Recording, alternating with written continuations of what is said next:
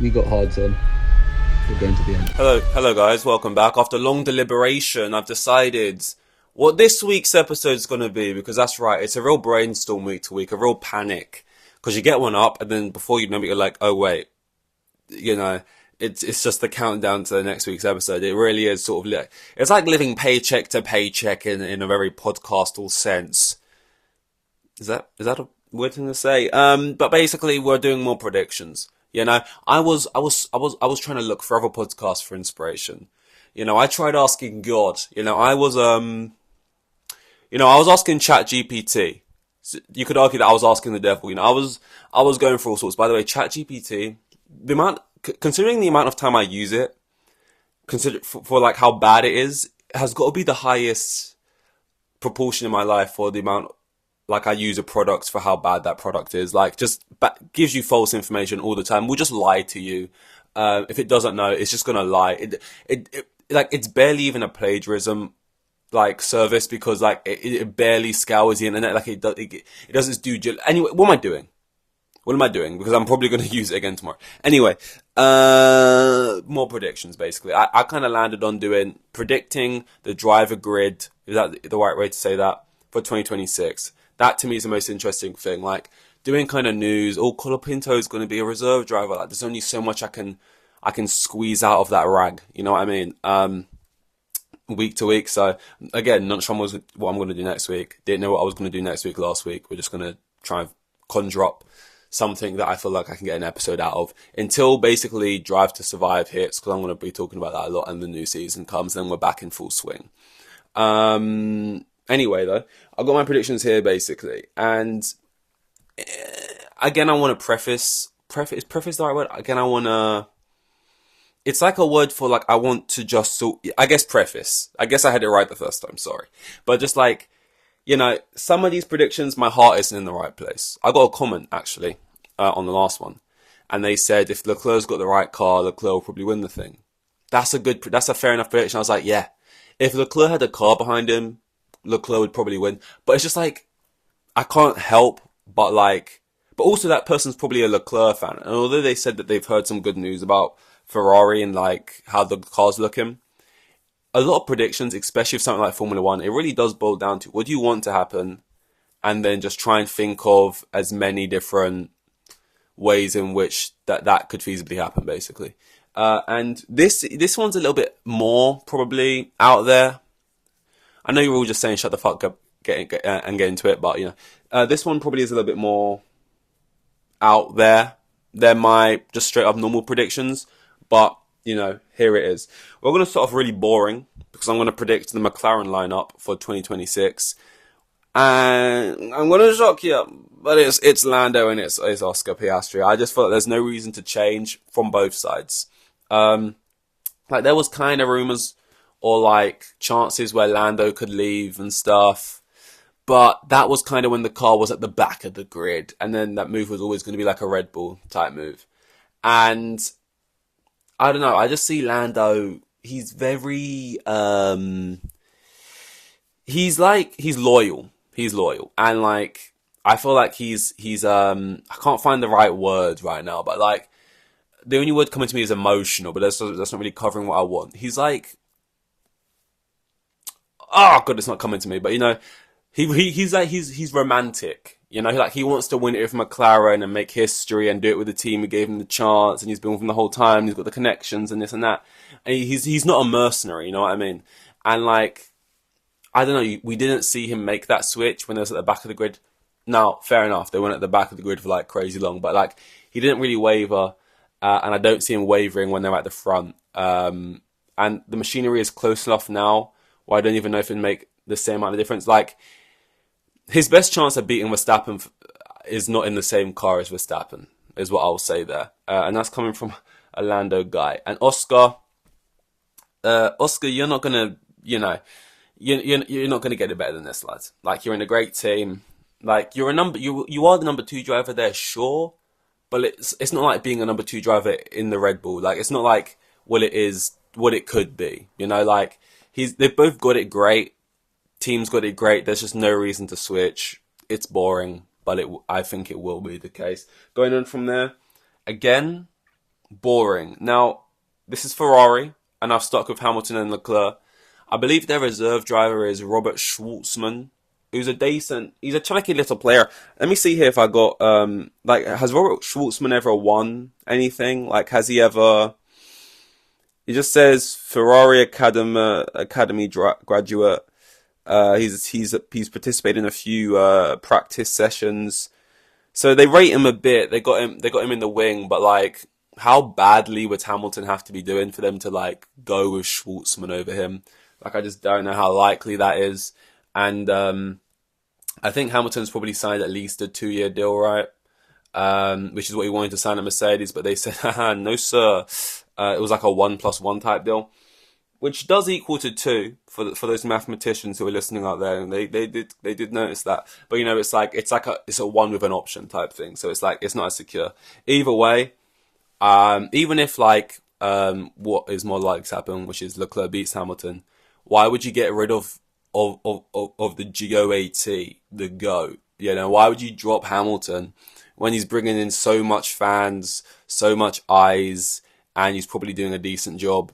It's boring, but I'm gonna stick with it. Going up from there or down from there, whichever. Well, we're not really going up or down. We're just sort of going. We got Mercedes. We talk about, or Red Bull. Now, Red Bull, I'm gonna just tease it now. My Red Bull one is more interesting, so I'm gonna just go with the Mercedes one first, which is that I think Russell and Kimi will be in that car together. Like, how badly would, like, Russell's got credit in the bank. He could have a bad year. If he lost to Kimi, they would still keep him. I don't think he will lose to Kimi. Kimi's the one you could look at, like, because he could go like skyrocket, or he could, you know, sink like a stone. If he sinks like a stone, I surely just put it down to the fact that like he got rushed through categories because he was so good. He's very young, youngest on the grid by far. Like, how old's Kimi Antonelli? Is this plugged in? Hey Google, how old is Kimi Antonelli? Andrea Kimi Antonelli is 18 years old. He's 18. I feel like he just turned 18 maybe. But I think he's the youngest on the grid by far. And you kind of just put it down to, oh, this kid's clearly got talent. Like, he won, I think, like all the shit he was in first time. I think he skipped a category, right? You just go, oh, it's just sort of, you know, he's getting his bearings. You know, the landing gears are coming out. He's just finding his feet, grain in phase, which, you know, all of these phrases, whichever one. And he says for a second year. I just don't know why he'd get rid of either. Unless, no, don't say that. Okay, so, going on from there. Ooh, is now a good time? I think now's a good time. We're going to talk about Red Bull. We're going to talk about Red Bull. Here's my biggest hear me out. I'm not talking about which of the drivers you want to fuck. No, I mean hear me out in the sense of like this is a hot take or whatever. But it's not really a hot take. It's one of these things that everyone feels comfortable talking about in private. But let's just all say it out loud now. Let's just stop the bullshit, right? What if it's real? What if Max Verstappen is sick of it? What if he's got a kid on the way and now he's Dad Verstappen?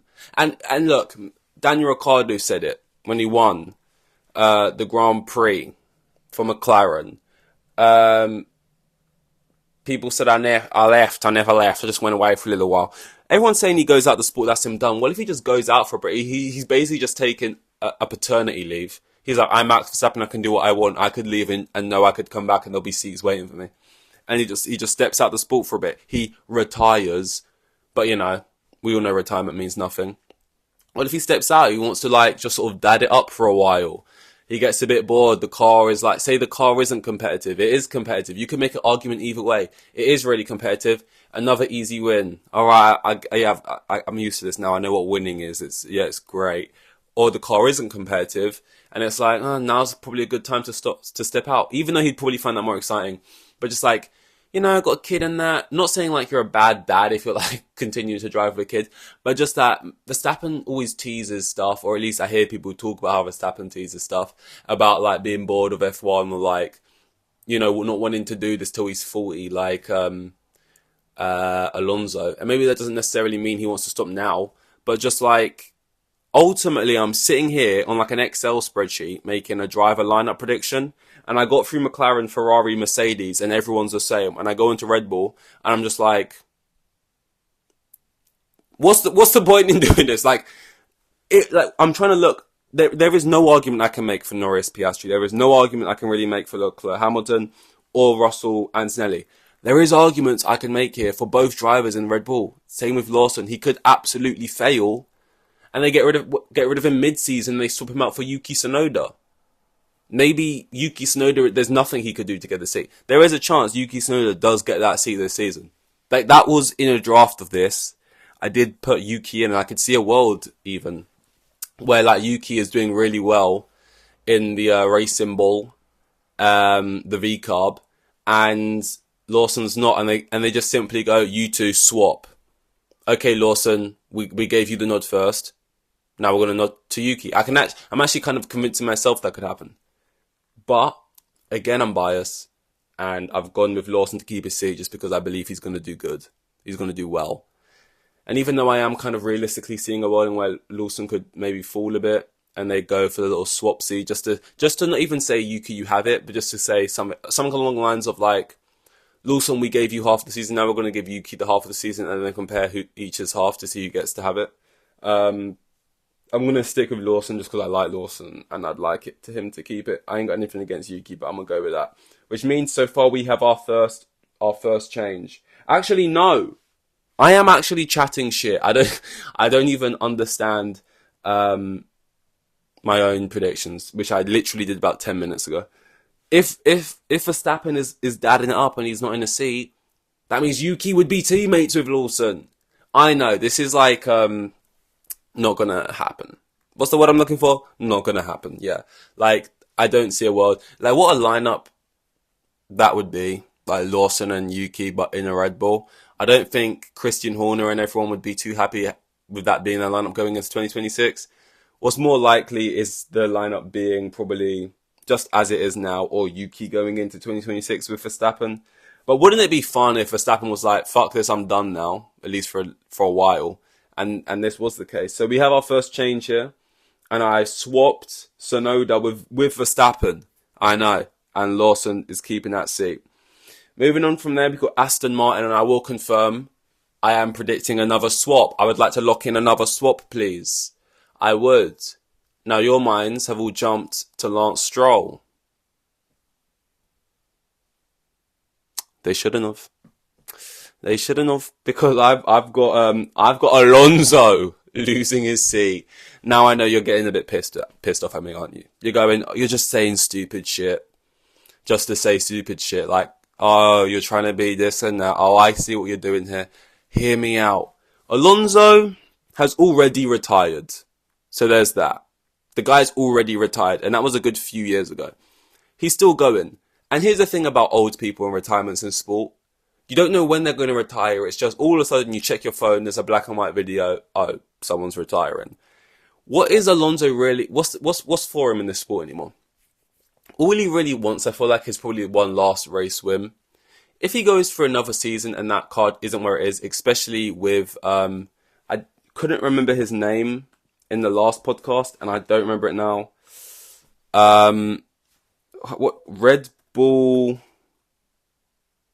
guy joins Aston Martin, because I can't remember his name, and he's been getting so much sort of Adrian Newey. I've been talking about him so much when it comes to making predictions about Aston Martin, and yet I've not even been getting his name right or getting his name at all. But yeah, Adrian Newey, right? If even with like Jesus at the helm, you can't, make a miracle happen or whatever, then when is a miracle ever going to happen? He turned water to wine, but he can't make Alonso get a race win. And ultimately, maybe this is bullshit because I haven't got the stats the facts to back this up, right? But it feels like that gap maybe is getting a little closer between Alonso and Stroll. And I feel like Stroll didn't have a bad season, or particularly embarrassing in season. If you think about the season before that, when he's like, or was that this season? It all blends in. When he was like pushing his mechanic, and like when he's having embarrassingly bad, I just feel like he kind of just went under the radar. Very boring. I feel like he didn't get on the radio once. He just went through the season. And how many times did we predict like Stroll's not going to be here? Either because he just gets bored and would rather ski or because he's not very good, comparatively speaking. But I just don't see a world in which his dad will ever drop him, or he would have been dropped by now. I mean, the fact that he was teammates with Perez and Perez got dropped over him, like if it wasn't going to happen, then it was never going to happen. So I do think, again, Alonso's not going to get dropped. I more have him dropping out because of like retirement, his own boredom. What is in this for me anymore? I could just keep doing this, I guess, being like in a relatively sometimes competitive Aston Martin car, which has real big potential to be really competitive sometimes, against Stroll and that. Or maybe this could be the year he retires. You know, it's going to happen relatively soon. I feel like there's only so long you can physically go on for. And if the car is just sort of meh again, it's going to kind of just make you go, you know what I mean? Which means I somehow have Stroll keeping a seat yet again. That guy is, you know, skin of his teeth every time. And therefore, with him, I've gone with Felipe Drugovich. It is Felipe Drugovich, right? I can't say I know too much about him. But as I was looking at drivers and stuff like in F2 and drivers who are on the fringes and drivers who maybe lost their seat recently when it comes to like who could get this seat, I was looking through all of like the reserve drivers, and essentially he's a current Aston Martin reserve driver. He's probably had some chances in free practices and that, and he's an F2 champion. You know, that's going to make him highly regarded by Aston Martin, and it's just the easy movement. If Alonso's like, I retire, the easy thing to do is, I'm Daddy Stroll. My son is going to be the lead driver, #1. And then you just like, you know, he's now the #1. And then you just bring in like Drugovich as like the little squire.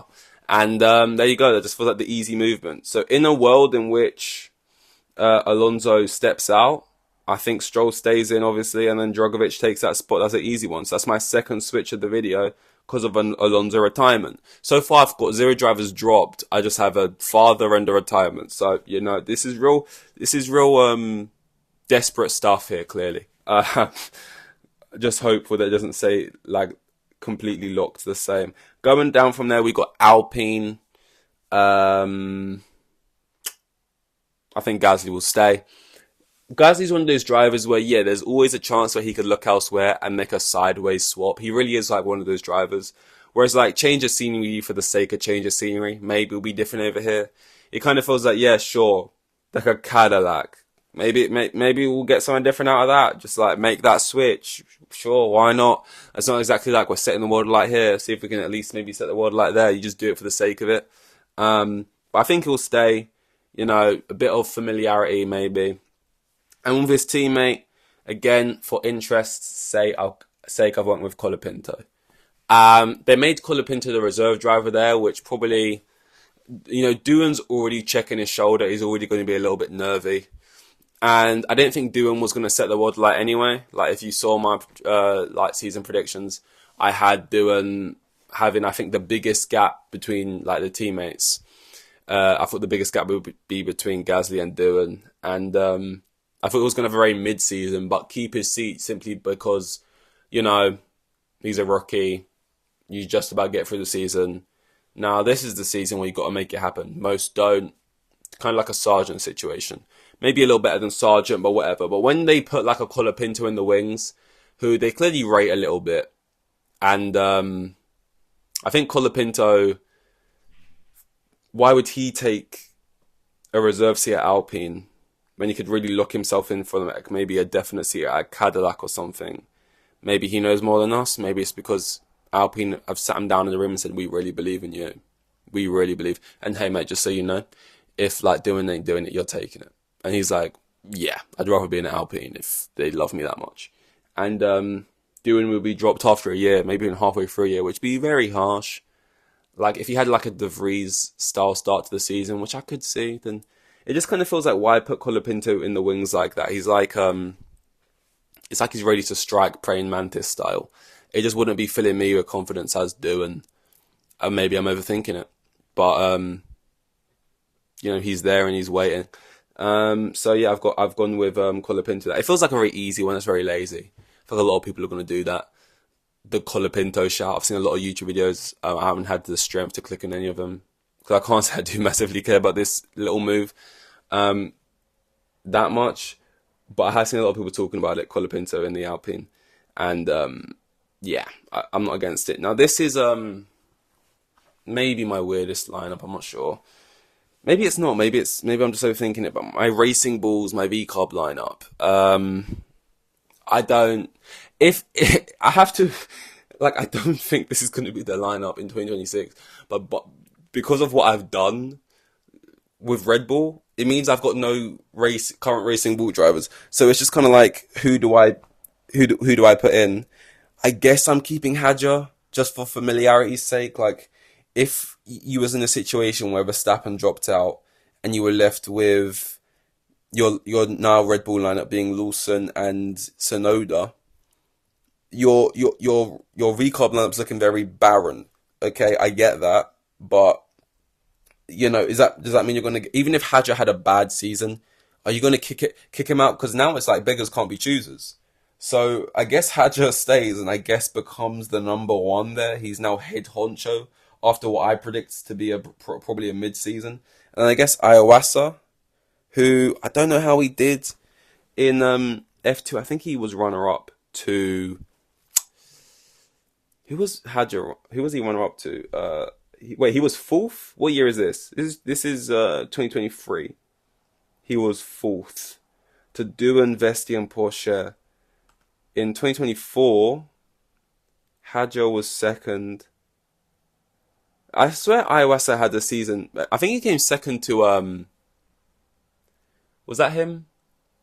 That season was ages ago though. Let's see, 2022 season. Let's try this.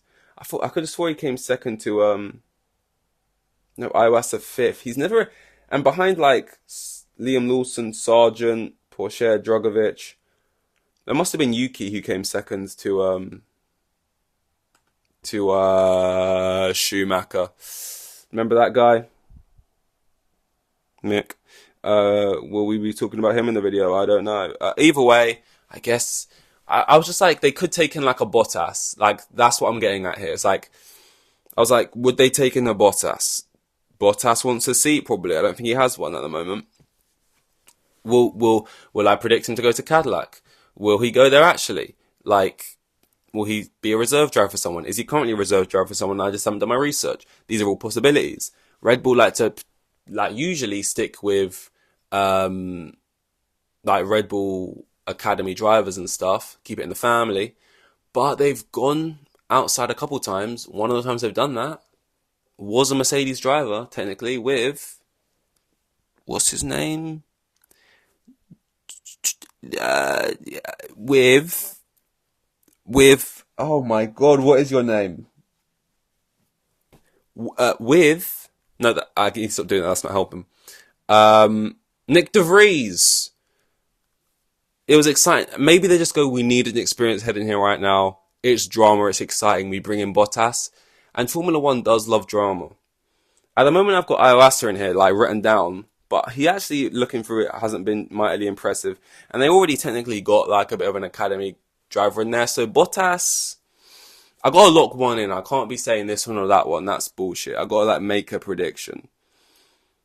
And would they rather have Hadjar and Iwasa or Bottas in there just to like spice things up? Would Bottas do that? Like, is Bottas particularly like loyal like a Lando, or is he a bit more like, yeah, fuck it, I'll go drive for Red Bull. Does he give a fuck about Toto Wolff? It's hard to say. If the opportunity is there to drive for a V-Carb, I feel like he'd take it. And I feel like Red Bull would have the gall to ask as well. And I will admit, I do not currently have Bottas, clearly, with a seat. And to be honest, I don't know anything about Iwasa. It's more exciting to talk about Bottas. I'm making the live switch. Bottas in a Racing Bull just is more exciting to me. I'm doing that, mate. That just gets my cojones going. Okay, Williams. Back to boringness, back to normality. Because I've got the lineup saying the same. Like, I could see Sainz and Albon, if, honestly, wanting to look elsewhere for another seat. But I don't think there's any available that are better. Only sidesteps, and I've got them filled up with other drivers. So I've got it staying the same. Albon and Sainz. I mean, Williams definitely want to keep that at least. And then going from there, we've got Haas, which I also have staying the same for the exact same reasons. I think the team definitely wants to keep him. I think the only way they leave is because the drivers are looking at, like, where else can I get here? But there ain't nothing. So Behrman and Ocon, you stay the same as well. See, I can be boring too if I want. Going on from there, Kick Sauber. Now, they currently have Hülkenberg. But I guess there's no way to talk about Kick Sauber without talking about Cadillac. Because I got Hülkenberg going there, man. So that means there's a space freed up. And I don't think they're going to lose 2 drivers in the same season, even if he wasn't great. I think lower teams, especially if a bad driver comes in, they give him another season. You know? So Bortoleto, even if he had a season that didn't exactly have you singing from the rooftops, I think they'd keep him for that second year. And who would go in number 1? Would they just bring Bottas back? Would they just go crawling back to Bottas? Is that the most likely thing? Probably yes. Would they just go for Magnussen? Yeah, but again, for me, it's like any option is as likely as any option. Like if there's a free seat, it's as likely that they go back for Bottas. It's as likely as they go to like a Magnussen. So I'm just trying to go which one excites me most, which one feels a bit different as well. Because like, what you're getting with Bottas, he ultimately did get beat by Zhou. I know Zhou got like 1 set of points, but just 1 point that whole year. But he did get beat. He's been in there a couple of years. We already know what we're getting with Bottas. Magnussen, yeah, he's going to be a real terrorist and he's going to like go and do whatever we ask of him. Maybe they would actually quite like that. But I think there's something to be said about the sort of the whole marketing of it all as well. And I feel like a team like Kick Team Sauber would sort of really salivate at the idea of having a Schumacher in their car. I mentioned Mick earlier. I said, you remember that name?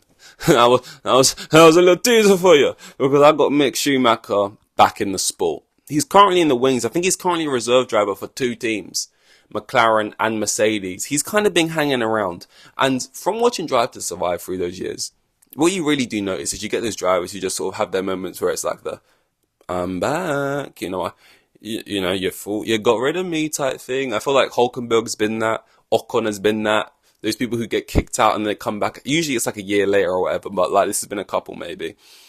And although I've shat on Schumacher a few times, I do think he actually did show a decent bit as well a few times in races. And now that he's got a bit of that experience under his belt, I think he could come back and maybe have a similar, especially if you're coming back against a Bortoleto, so not someone who is like maybe going to give you real problems. And maybe I'm just really underrating this kid, by the way, because I talk shit about him every chance I get. And I know nothing about him, so maybe I'm just acting like he's dirt. I mean, he won the thing. He won F2. But so did Schumacher. And like, he could come back and have a similar thing Albon had. Like, you go away, you maybe feel like you didn't get to show fully what you're about. You've been reserve driving in the sim and that, and he's been doing that for 2 teams. Just really whoring himself out, and you come back into the team and then you beat someone who's pish, and it makes you look like a god, and then you can kind of raise your stocks a bit. And ultimately, although I kind of washed my hands of Schumacher, and I'm not one of these people who's ever in awe of him or like really stand, I kind of would like him back, and that's kind of the main reason I've done that. I would kind of like to see like, no, let's give this guy another, especially because I've seen so many mid rookies and just like bad rookies recently. I'm just like, you know what, Schumacher, maybe I didn't realise what we had. Get him back in. I know he started off really slow, but I think he was slowly, like, improving. Like, slowly. But I think it was happening. And I think there's something to be said about having, it's the argument some people would make for putting Daniel Ricciardo into this Cadillac. Have I done that? Now, he got directly asked about it, and he said, no, I'm done, mate. Which I guess is the open and close of it all. But obviously that does also mean nothing. He's obviously not going to say yeah. And I love Daniel Ricciardo, so again, a real hope prediction of me would be to predict Daniel Ricciardo to be back in that seat. I haven't done that.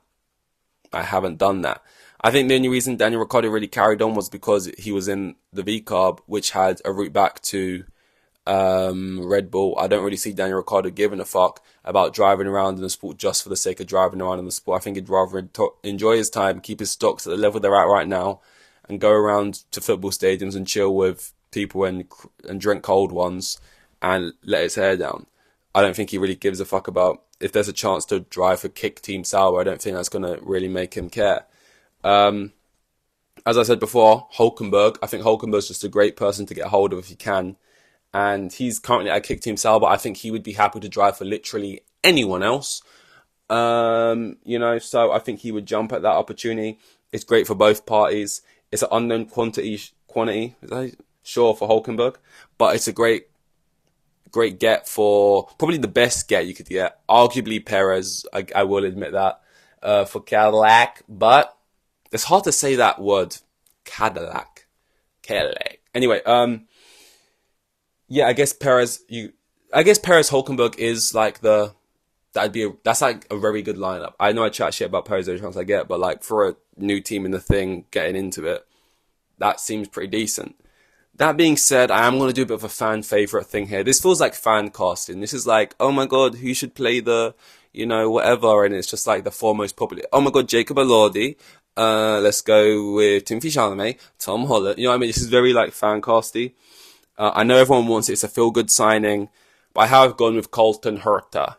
He's American. It's an American team. There's a connection there already. I think there's already a connection with him and Cadillac specifically. I think maybe he drives for like them or like at least a partner of them in whatever category he's in right now. I should have done that research. I'm sorry.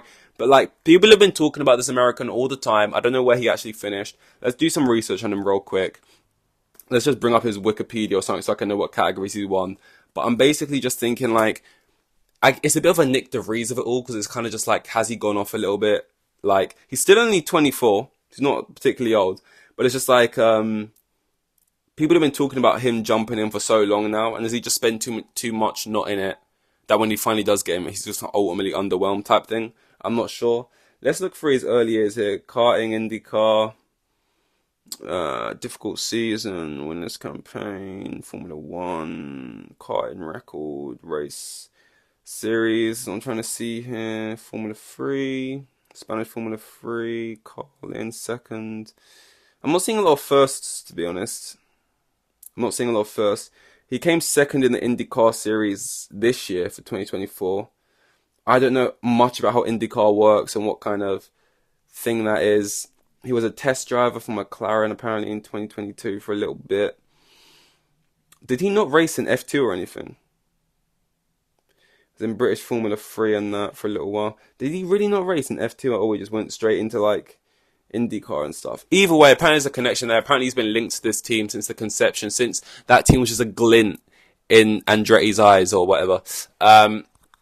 There's been that link there. It's what everyone wants. It's kind of like how people always talk about on YouTube and make like, I always see thumbnails with Alex Palou. I don't know what he's about, but apparently he's an IndyCar driver. He's decent. I know McLaren. Who's McLaren's IndyCar driver? McLaren drivers. Let's just type that in. Because there's that other guy who people always, Pato Ward. Yeah, I pulled that. I'm even having to Google it. But like Pat O'Ward and like Alex Palou, there's always these feel good people because people want there to be more chances going to people in like other categories.